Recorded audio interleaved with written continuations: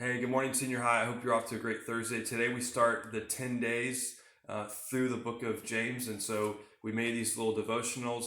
A lot of them were picked up yesterday. We've made 20 more. You can still pick them up today and start. Maybe do this later this afternoon or even tonight before you go to bed. So please join us in the book of James. So I started this morning, read the first 12 verses where James says, James, a servant of God and of the Lord Jesus Christ.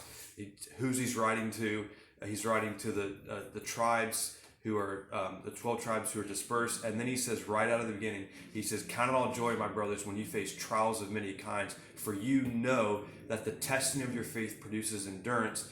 And then he goes on and talks about wisdom, and so there's a lot. He says you can read it for yourself. I won't say all of it, but when I read it this morning with my little booklet, and I saw the word, you heard me mention this last night, but it's obvious a repeated phrase or word is trials. It's in verse 2. It comes up again in verse 12 at the end. He also mentions the word testing. So that's something that stood out to me, probably you as well.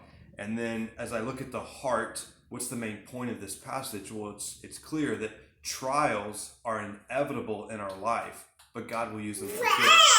See that? What's up, Chloe?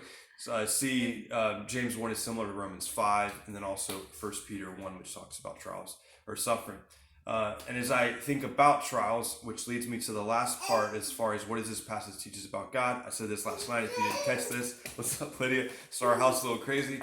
But this passage teaches us a lot about God, that he's the one who gives wisdom. And when we're in trials and we know what to do, we can ask him. So, hey, be encouraged by James. For me personally, I've been reminded today that I need the book of James because James exposes my sinful heart.